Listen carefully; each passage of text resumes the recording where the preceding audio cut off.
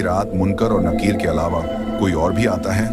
एक बुजुर्ग शख्स का इंतकाल हुआ, जनाजा पढ़ाया गया, कब्र में दफन कर दिया गया और सब लोग वापस चले गए। कब्र में अंधेरा छा गया। फिर मुनकर और नकीर आए और सवालात शुरू हुए। तेरा रब कौन है? तेरा दीन क्या है?